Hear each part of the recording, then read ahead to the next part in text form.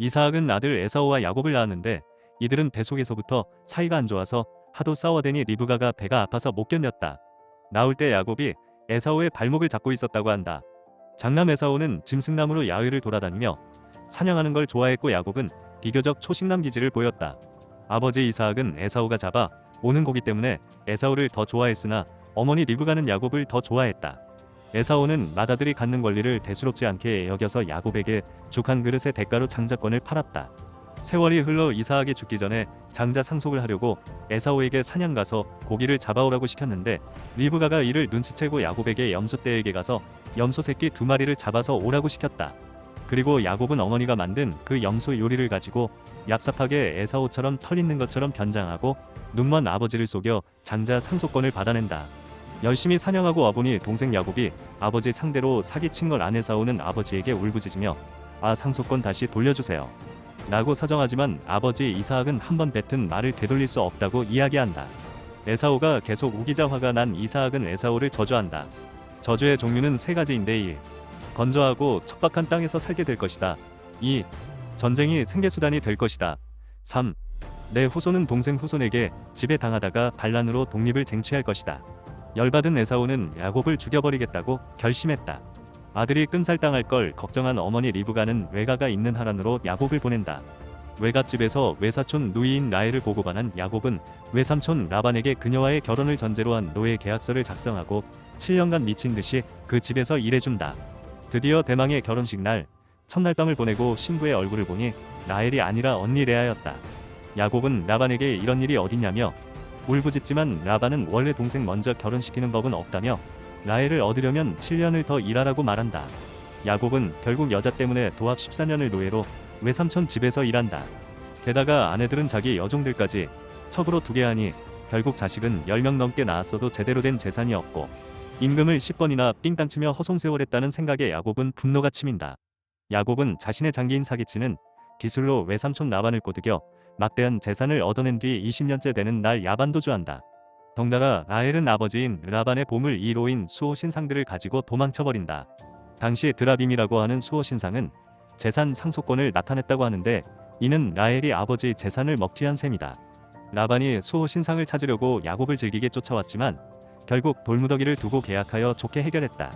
야곱은 중간에 야훼가 보낸 천사와의 씨름에서 이겨 이스라엘이라는 이름을 얻는다. 이때 천사가 씨름에서 이길 수가 없어서 야곱의 엉덩이뼈를 찾고 야곱은 발을 절게 된다.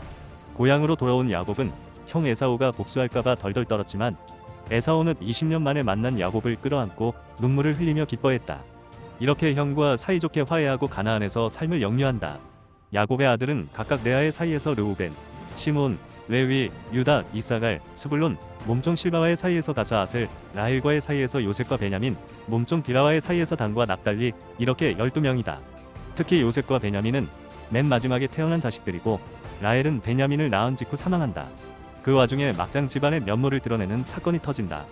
평소 사랑하는 아내 라헬의 아들 요셉을 편애하던 야곱의 태도에 다른 아들들은 분노해 있었다. 어느 날 요셉이 부모님과 형들이 자기한테 큰절을 하는 꿈을 꿨다고 이야기하자 손을 좀 봐줘야겠다고 의견이 모인다. 마침 요셉이 형들을 부르기 위해 멀리 나왔을 때 주기로 했는데 맏아들 르우벤이 차마 형제를 죽일 수 없다고 반대해서 옷을 벗기고 메마른 우물에 쳐넣었다. 르우벤은 요셉을 나중에 꺼내줄 생각이었으나 다른 형제들이 마침 지나가던 이집트 노예 상인에게 넷째 유다의 제안으로 몸값 은하 20냥에 팔아버리고 아버지에게는 사자가 잡아먹었다고 거짓말을 하였다. 아버지 야곱은 진짜로 요셉이 죽은 줄 알고 멘붕에 빠졌다.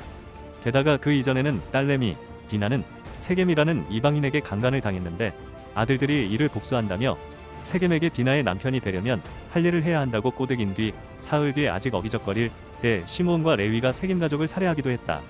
야곱이 보복이 두렵다며 두 아들에게 면박을 주었지만 그럼 우리 누이가 창녀가 되어도 좋다는 말씀 이냐며 반문한다.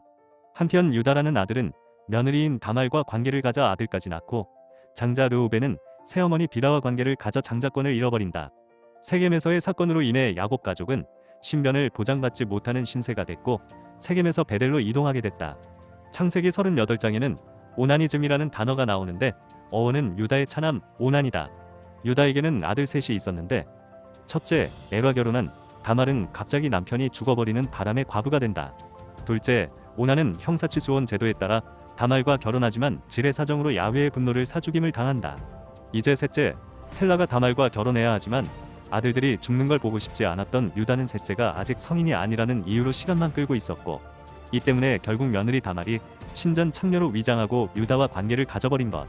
이때 유다도 아내가 죽어 호라비 상태였다. 다말이 임신을 하고 있음을 안 유다는 열받아서 다말을 불태워 죽일 생각이었지만, 그녀가 관계를 맺은 사람이 다름 아닌 자신이라는 사실을 알자 살려주는 대신 다시 가까이 하지 않았다.